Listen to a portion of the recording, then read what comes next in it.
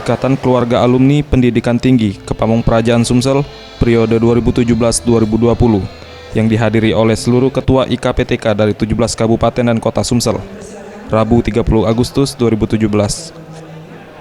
Dalam kegiatan ini, Riki Junaidi resmi dilantik sebagai Ketua Dewan Pengurus Provinsi IKPTK Sumsel periode 2017-2020.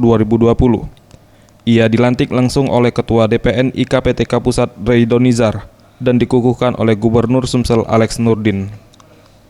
Ketua Bidang Humas dan Komunikasi IKPTK Sumsel, Teddy Melwansyah mengatakan, dengan adanya alumni IPDN di Sumsel, diharapkan dapat membantu pengelolaan kebijakan pemerintah, serta kehadiran dirinya bersama alumni lainnya yang tergabung pada IKPTK Sumsel juga merupakan pelayan masyarakat. Untuk kedepannya IKPTK akan segera mendiskusikan terkait program-program unggulan selama 3 tahun ke depan. Tapi pada intinya, kami adalah pamong praja yang bertugas di daerah ini untuk membantu menjalankan semua kebijakan yang dijalankan oleh pemerintah daerah.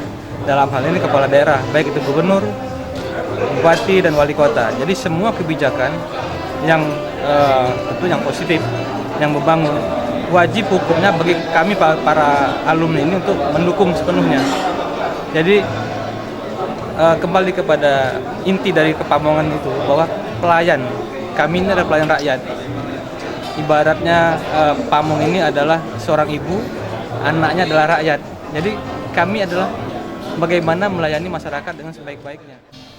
Tim Liputan Sriwijaya TV.